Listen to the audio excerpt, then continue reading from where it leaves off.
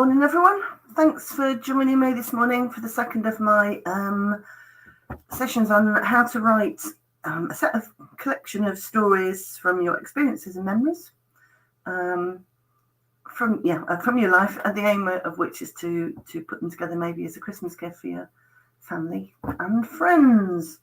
So we're going to package them together as a mini memoir in some way, and I'll discuss different ways that you could do that over the course of the weeks to make a nice gift at Christmas for your families. We're aiming to write 2 or 3 stories from each session, which should give us a nice little body of stories to collect together. A nice little gift for people.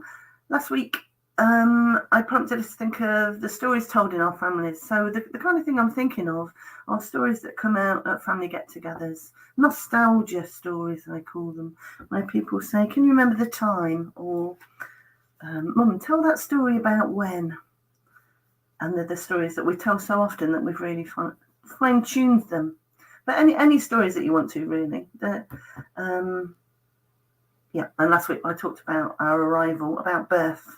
So we did some stories about our names and any memories, family memories that have been shared over the years about when we were born. And those, if you missed that session, it's recorded and you'll find it on the Virtual Village Hall YouTube page. So go back and watch that. And I said to you that I would start putting together my own memoir, prompted by these 6 sessions. If I just lean over here. Oops. Oh. So heavy I dropped it.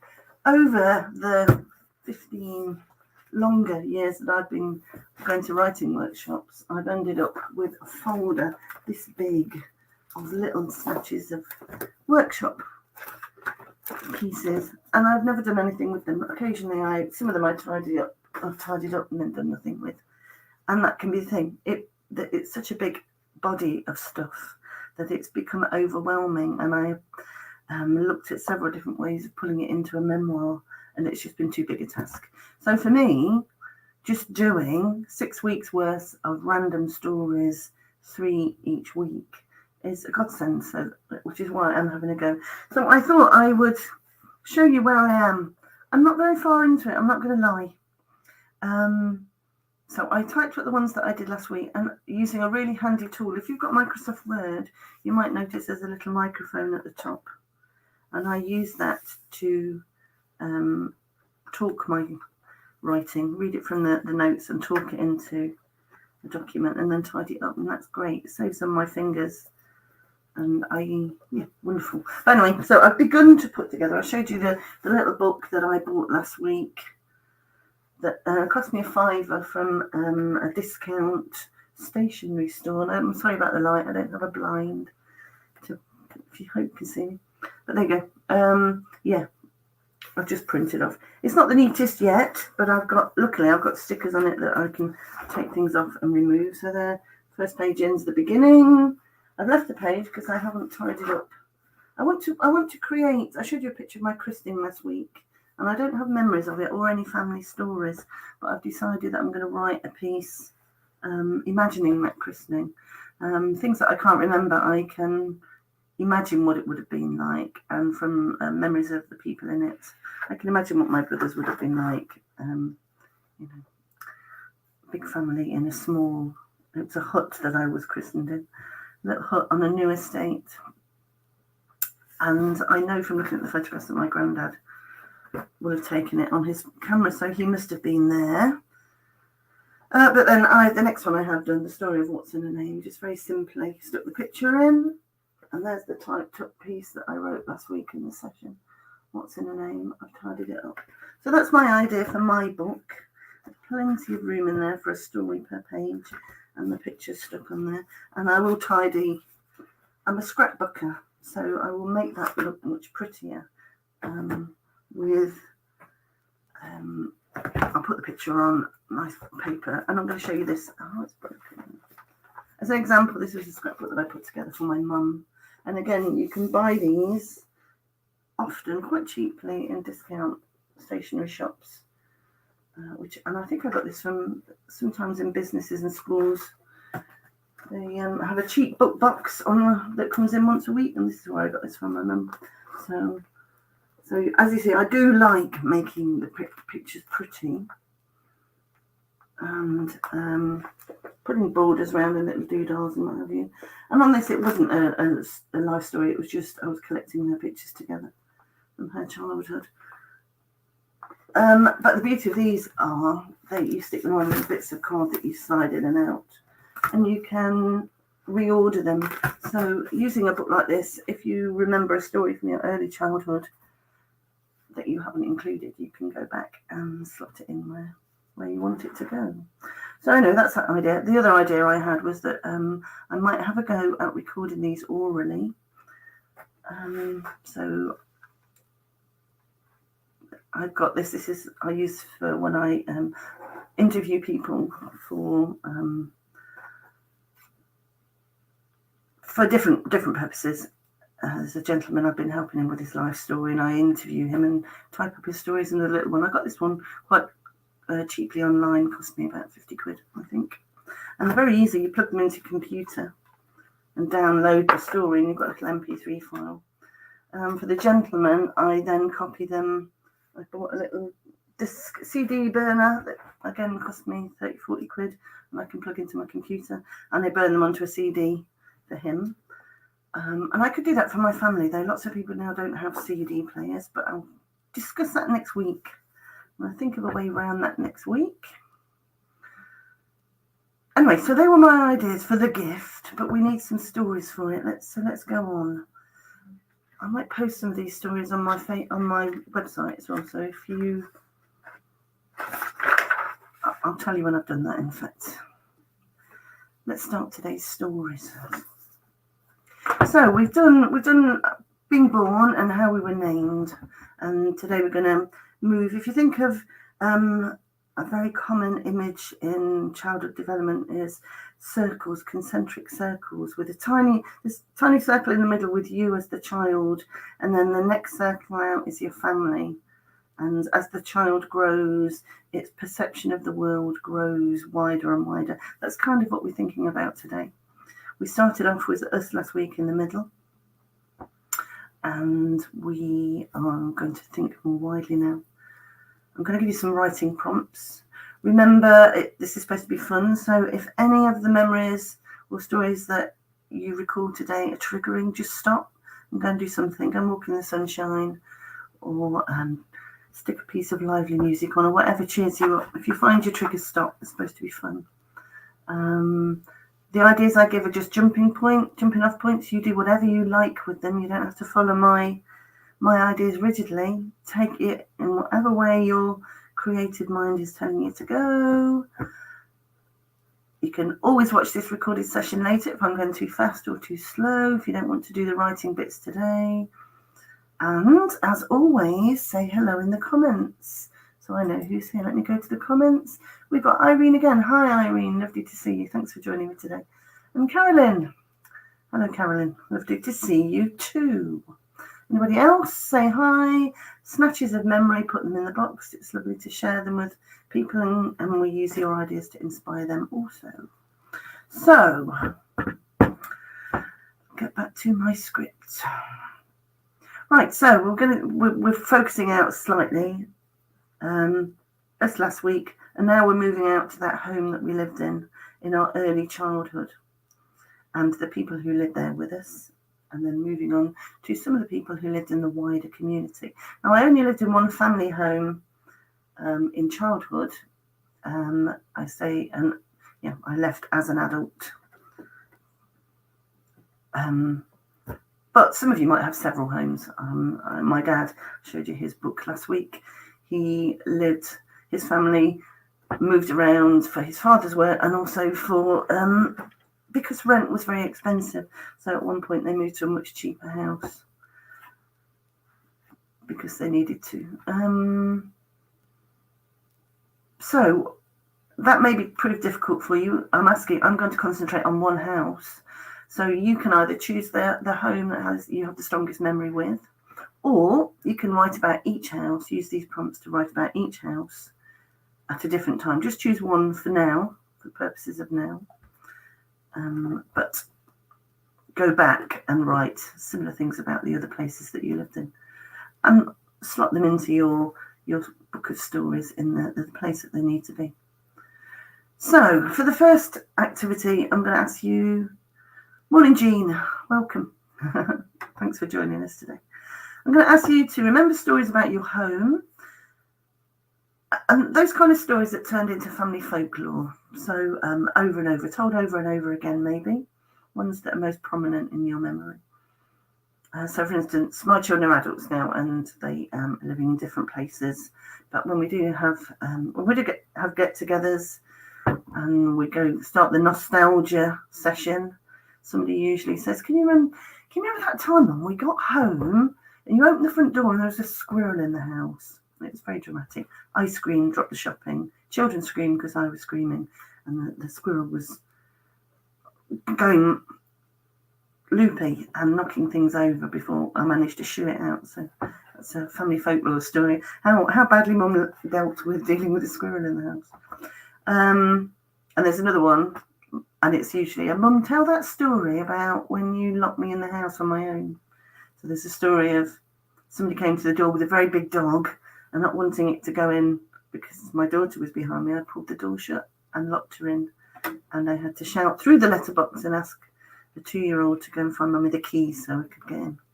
So, but they were different. They were events in different houses as it happens, but it doesn't matter. They are part of the story of home. So I could write them together as here are some stories of home. It's the sharing of the stories, the recording of those memories that counts. Doesn't matter. The structure, largely, is less important, as is spelling and grammar, as I've said to you before. People are just so happy that they've got those stories forever. So, let me think. Where's my timer gone? I'll have to use a different. Oh, there it is. My loud ticker. My little cheap one cost me $1.50 from Tesco's. Dig deep. Remember family anecdotes about childhood places you've lived in. Jot them down one at a time. We're going for short, quick sentences, beginning with the phrase, I remember the story about, or I remember, or you could go for the story about, whichever. I remember the story about, quite a long sentence to keep writing. You write the first idea that comes to mind. I remember the story about the squirrel the day we got home with the shopping. And I went mad. And then, when you've done that anecdote, start again with, I remember the story about the time I locked my daughter in the house. Keep going. I'm going to put, let's try 7. I always go for 7. 7 minutes on the clock.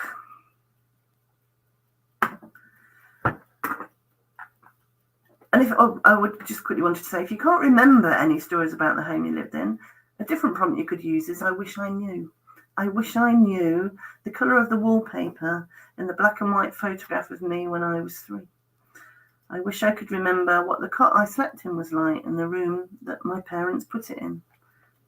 So there's I remember or I wish I knew. 7 minutes starting now. About your childhood, early childhood.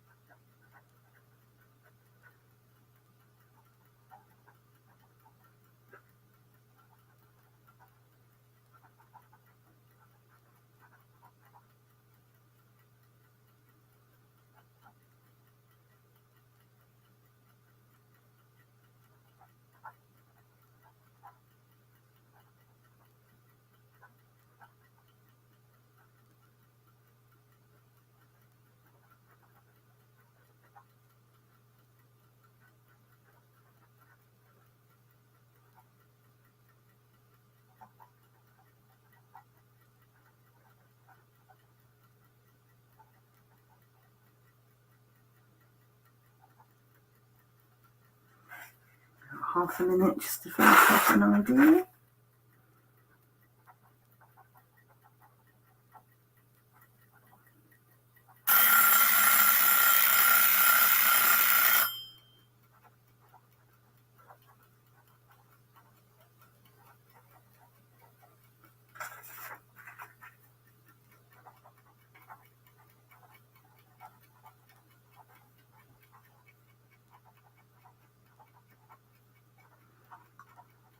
Just finish that one.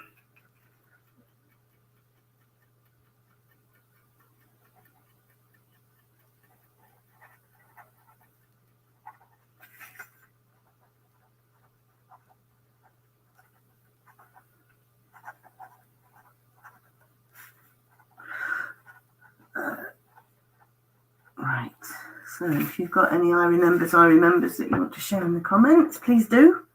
I'll share mine. How are we doing for time? Not too badly. There we go. So some of these I had no idea were in there, which is, I said to you before, that quick time thing really does pull out unexpected stuff. I remember the story about the day I slammed the living room door in temper, and the air pressure that created cracked a pane of glass in the back window. I remember my dad, the smell of the putty when my dad had to mend it and all.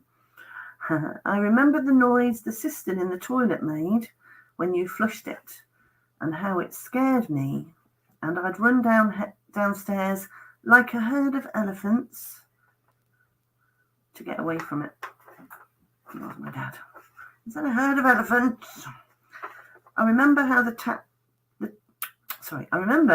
top stair creaked, and it acted as a warning that my dad had crept upstairs to check on us when we were messing about, to find out why we hadn't gone to sleep yet.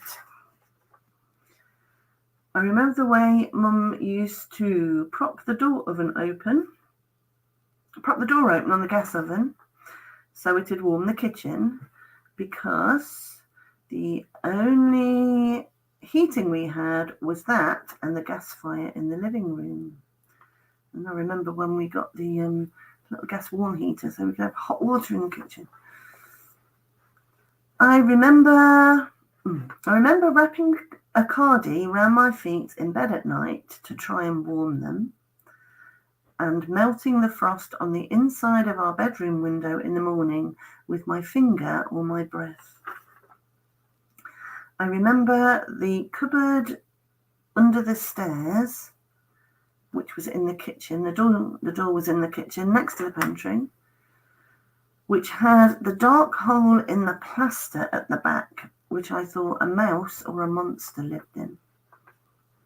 And I remember the shiny tiles of the living room floor around the edges of the huge faded rug we had there, and how Dad used to get me to polish it by skating on it with dusters on my feet, which I'm sure didn't really work. But there you go. How to occupy children on a Sunday morning when you're trying to clean the house. Okay, so that was that one. I hope you got something useful from that. I could have gone on forever, and you could do that again if you're the same as me. I may revisit that with a timer on and put some more on, as many as I can.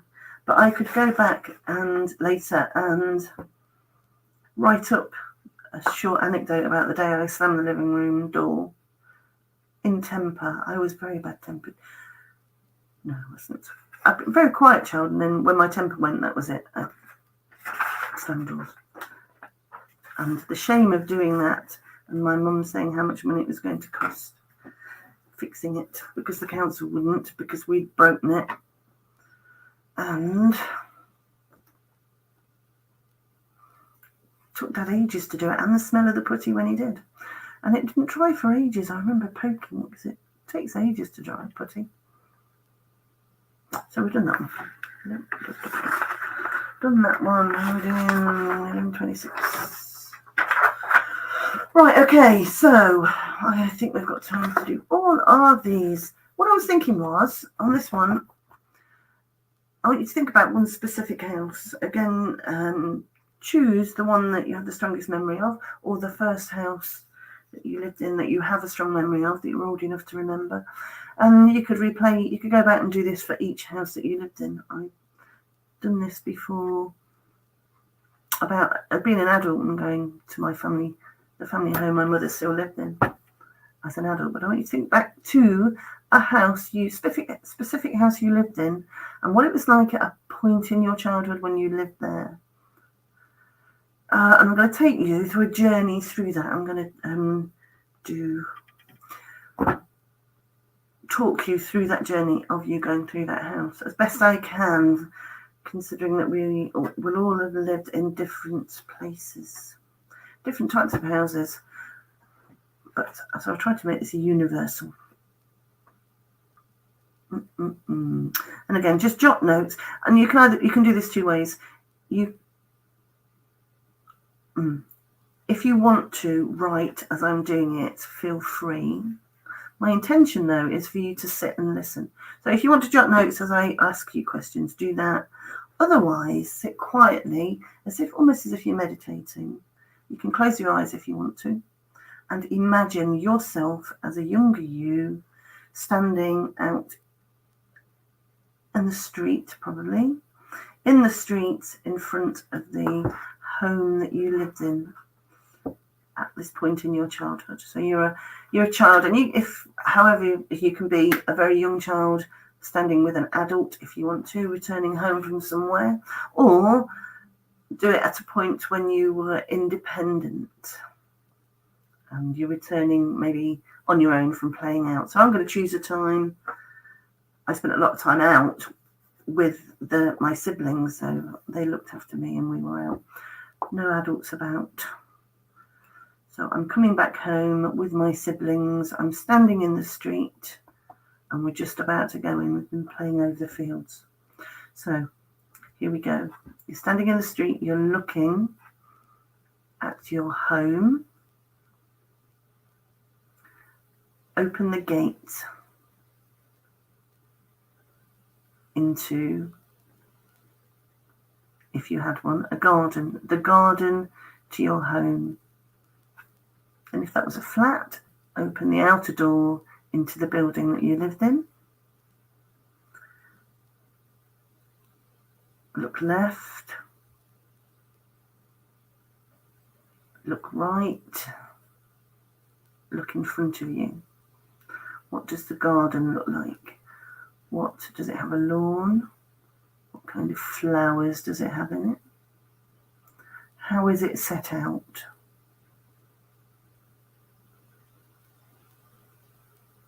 Can you see your neighbour's houses on each side? Okay. Return to look at the home itself. What does it look like? What materials is it built from? What shape is it?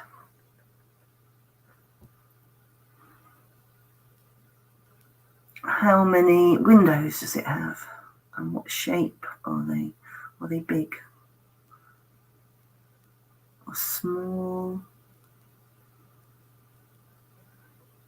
Do they have lintels on? Our home has concrete lintels.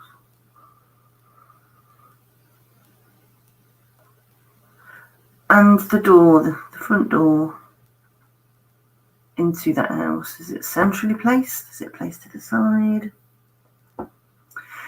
Do you have a gate into a back garden? Is there a building that's part of the frontage of your house? We had a little outdoor store.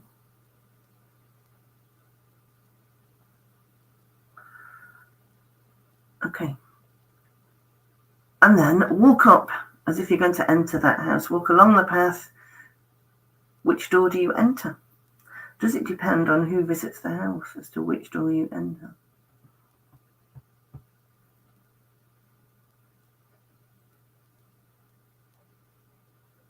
We would enter through the back door. But for the purposes of this, I'm going to go to the front door Maybe I'm with my nan. I'm not with my siblings. I'm with my nan. I'm going in the front door. Stand in front of that door. Is there a number on it?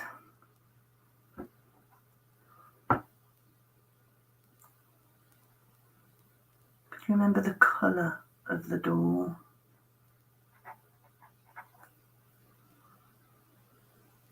Letterbox. And where was it placed? Door handle? Maybe we didn't have one. Is there a window in that door? Is it a knocker or a doorbell? Or did people knock with their knuckles? What did the lock look like? What kind of lock is it? So the door has swung open. Walk in to the house you lived in and stand still and look around. Are you in a hallway? What room do you enter as you enter that house? What can you see to the left, the right, and in front of you?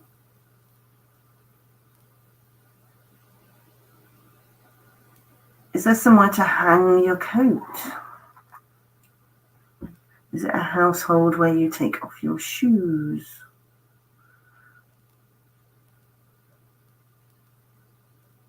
And if you do, is there somewhere to put them? Are there slippers to be put on? Okay. So for me, it's a small hallway with nowhere for coats and shoes. So I'm going to walk forward into the kitchen, forward into our kitchen. So walk to the kitchen in your home, taking in the noise around you. What noises can you hear as you move through that home in childhood? And a few steps for me into the kitchen. What does it look like? Stand again in the doorway and look around.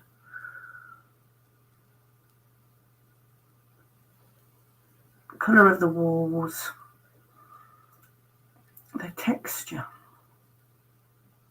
wallpapered, lino on the wall, tiles, paint. What does the sink look like? And the cupboards in that kitchen at that point in your childhood.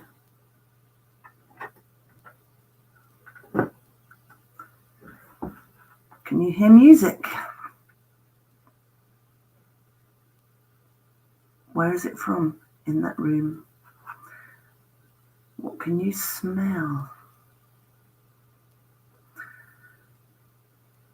Look over to the window. What kind of window is it? And what can you glimpse through it? Does it have curtains?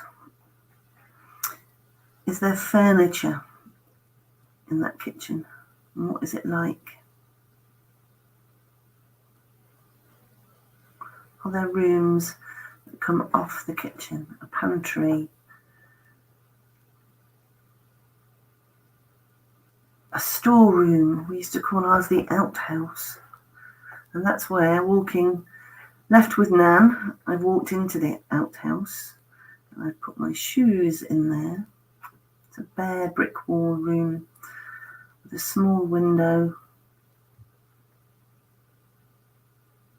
and a coat hook and the gas meter and a sack of potatoes and our shoes and footballs. So, do you have a room like that? Backing out, walk out of the kitchen and make your way to the sitting room. And again, stand at the threshold and look in. From left to right, scan the room as you see it.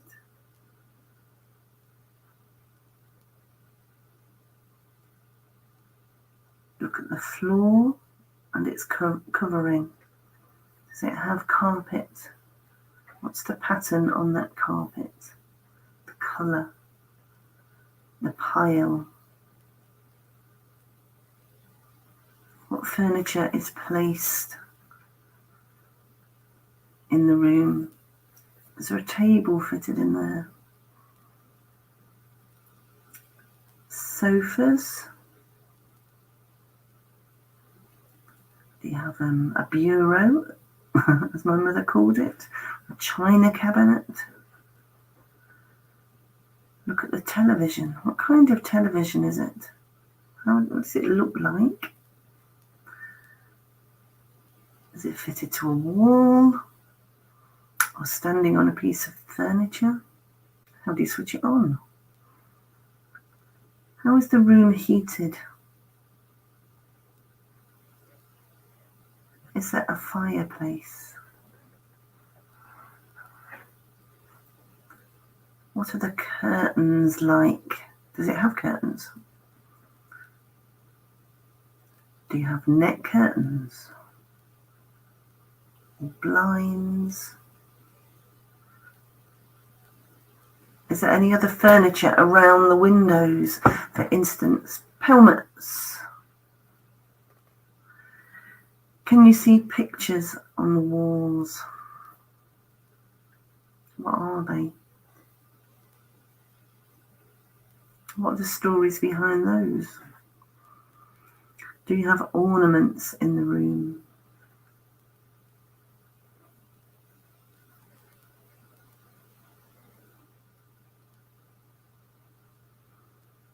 Can you hear anything in there as you stand?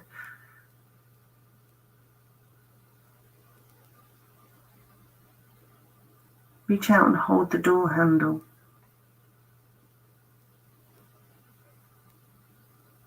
What kind of door is it? Pull the door shut on that room. And we're going to stop there. So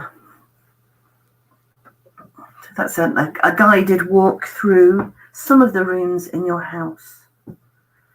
What I'm going to get you to do now, if you were sitting with your eyes closed, open your eyes, grab a pen, and just do an outpour of everything you can remember from that guided walk around your home.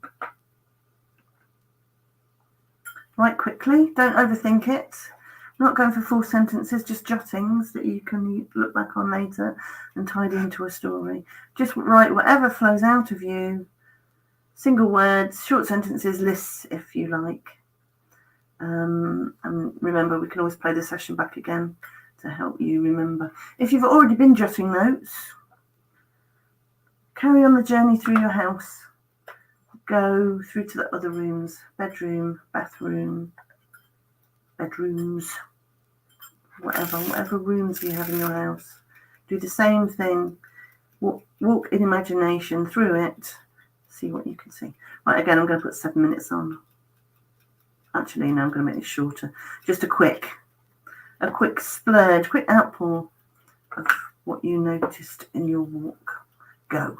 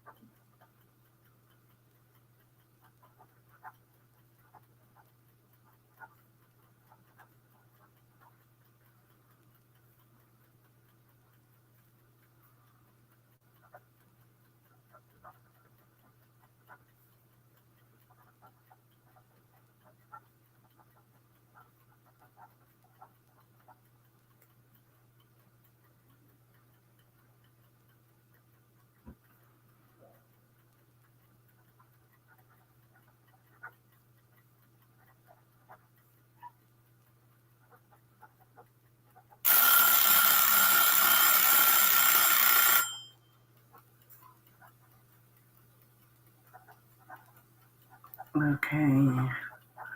That's it then. If you stop there. My jottings have only got me to the kitchen window. But that was quite useful. And I've concentrated on things that were there in my childhood, and as I'm right, that are quite different to kitchens now. That kitchen now looks very, very different. The kitchens, modern kitchens, fitted kitchens are very, very different to the kitchen I knew as a child. And I kind of highlighted that. I think these are the kind of things that people find interesting in our stories because they're history now, really. So I've put the fact there was a very small kitchen. The window was really small. And I think maybe they did it in those days to keep houses warm. The smaller the window area, the less the heat goes out. I don't know. Maybe, maybe not. And we seem to be going back to that kind of thought in modern times, aren't we? So yeah, but there was a small square window. It gives a glimpse out to a huge, wide, long garden that there was expectation that you'd have vegetables growing in it. It made the room quite dark. There was a small window on the right-hand side, small oblong window with frosted glass on it, but that was equally dark because we had an entryway. The outbuildings outside made a little entryway that darkened it.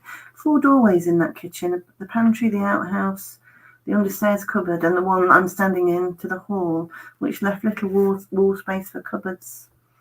Although there was one long, slim, high-up cupboard on the wall next to the outhouse with sliding doors in it. I think my granddad might have made that when my parents moved in, high enough to put a table under, probably. But very difficult to actually, as a child, certainly to find lost things in.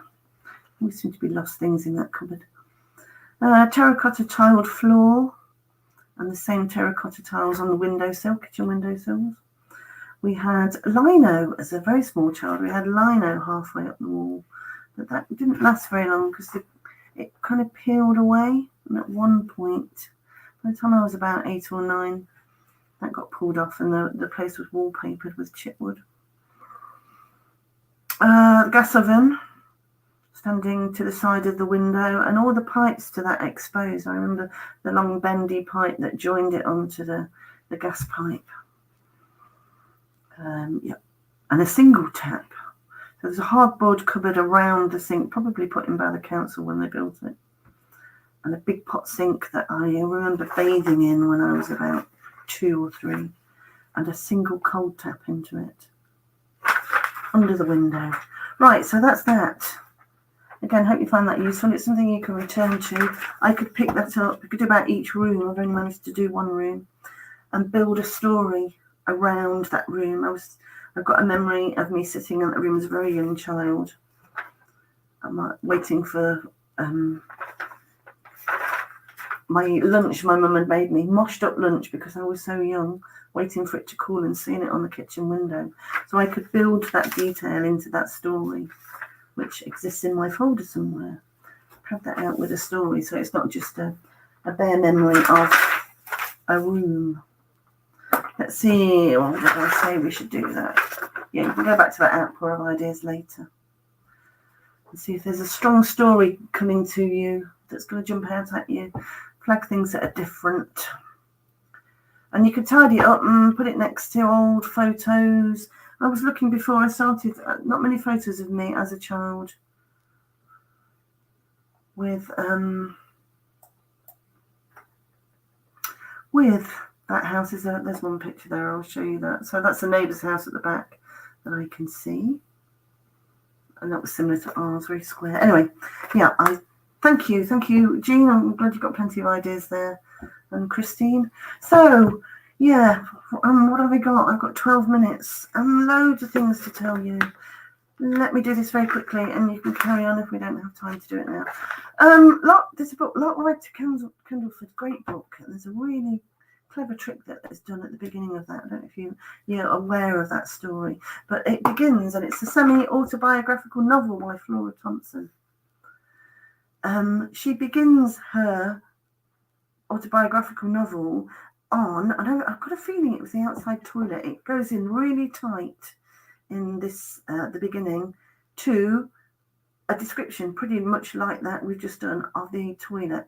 And then it pans out to the garden the toilet's in and the house you can see in that garden. And that pans out to the neighbourhood, and slowly Flora Thompson takes you out to give you a view of the location she set her story in. And I kind of want you to do that now, but also with you as a person. Yeah. So you've got you, draw a circle. You can do this as a little jotting. Draw a circle, you're in the middle, or think of you in your house. And then go a little bit wider. Jot a list of the people who live with you in that house.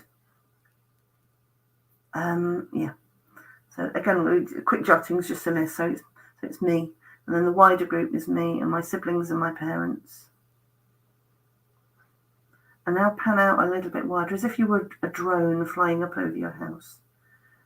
Who can you see in the immediate vicinity? Who's in that little area around your house? So in that picture is there. Weirdly, I don't know if this is the same with everybody. There are neighbours at the back, and we did know them. And the lady who lived in there, Olive, would sometimes pop over the back fence and come and have a cuppa with my mum. And on occasions, we'd pop over the back fence and go and sit in her kitchen and have a cuppa with her. And I remember her son was about the same age as two of my brothers, and he became a close friend. We've got pictures of him with us at the fair. And then we've got neighbours to each side. The church is on one side and the gatehouses on the other. And they were part of my world as a young child, playing in their gardens and then getting a bit bigger and going over the fields with them. And then go wider. Who's in your wider vicinity?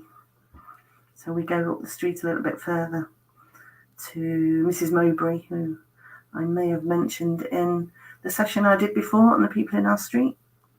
And the kids a little bit further down, can't remember the name, the house where the lady whose name I was given lived and her family, and their kids were the same age as some of our kids, and we played with them. Didn't extend too much down that way. We had a waste ground that kind of was our boundary. But go wider. Who's the wider people in your patch? And go as wide, a little bit wider still. As you got older, who were the kids you knew at school that you knocked about with? So yeah, circling, we're going out. Take that drone up and show us who's in your community. Write a list of people. To the boundary of your childhood zone at a particular point in your childhood. So I'm going to be 6. The boundary is the waste ground. We didn't go beyond that. Didn't know the families on the other side of it. I didn't go further than the lamppost in the other direction. So I had a friend at the lamppost, Kyra, and her sister. Can't remember her name. I was allowed to go up there and knock on their door and play with them. There was Olive and Michael at the back. Can't remember her husband. And nobody to the front. We had a main road in front of us. We didn't go any further. Who was in your patch? Right. Jot down who they were.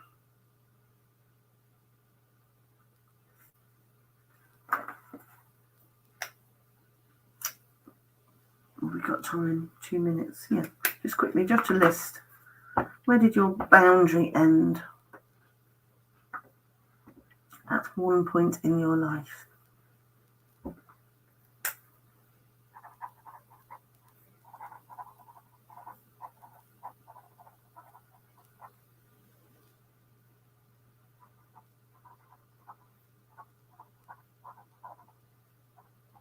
Olive and John and Michael. There we go. Lived at the back.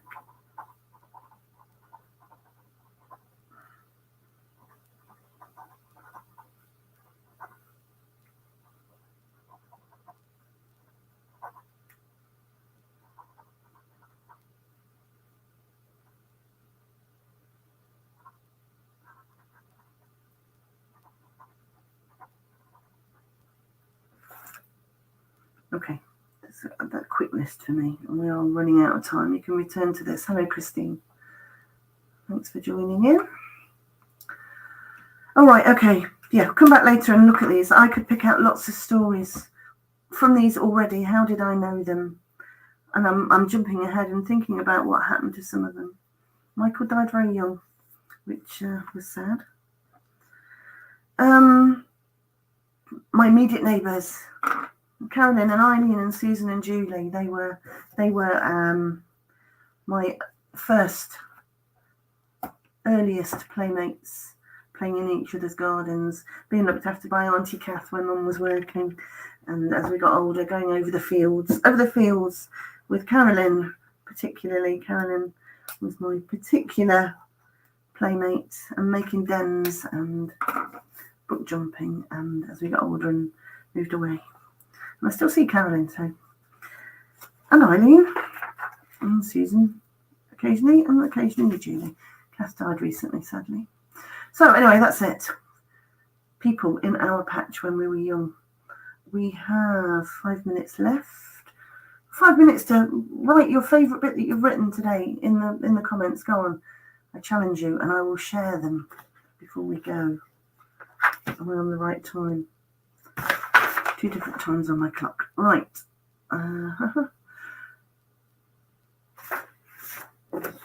I will finish. To talk about the big folder of work.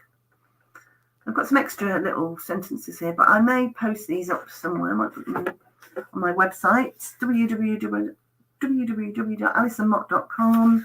Over the weekend, I will put some extra prompts up. I have a sheet here, which I've used with children and adults, which is really, really useful for prompting. You can, this, instead of doing the circles, you can do this. Here's me, and here are the people around me who were important to me in childhood. Or you can do it several times at different points in my life.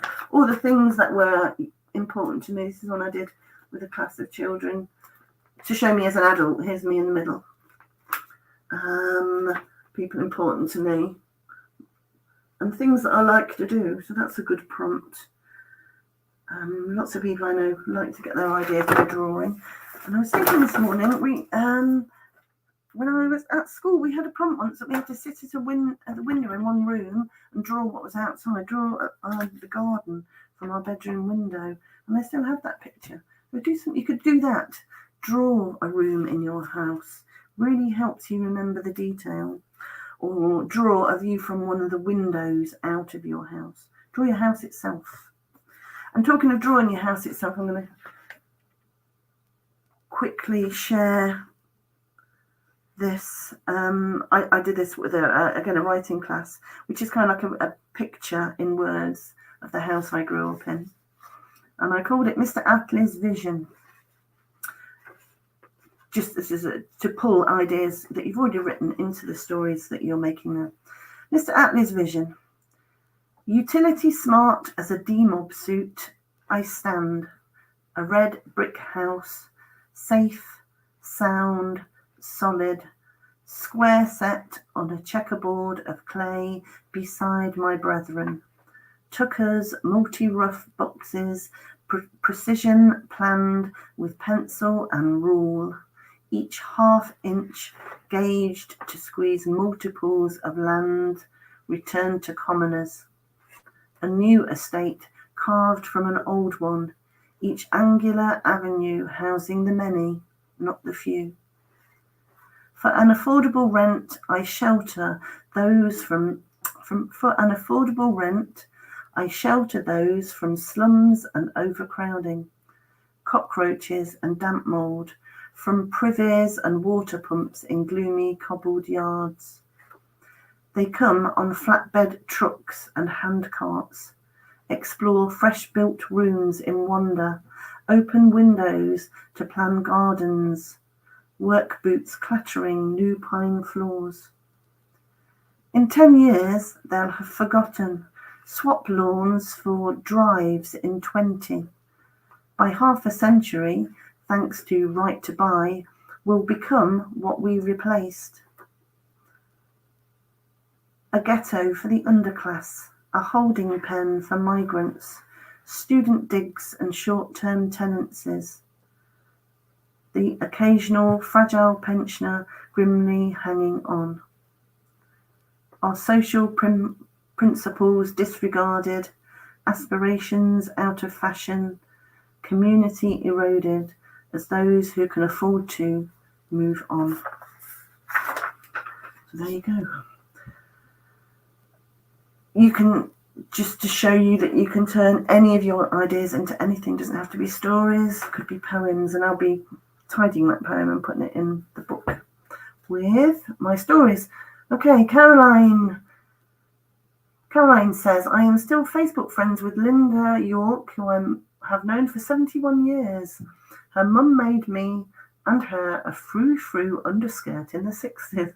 That's a fab story, Caroline, thank you. All right, we're done. I think that's it. Next week, we're looking at stories of youth, stories of our youth. Remember that we did stories, what did I call it? Our Street in session 6 last year, which you'll find on YouTube in the Virtual Village Hall YouTube channel. You'll find that if you want further stories about the street you live in. And thank you everyone. It's been great. See you next time.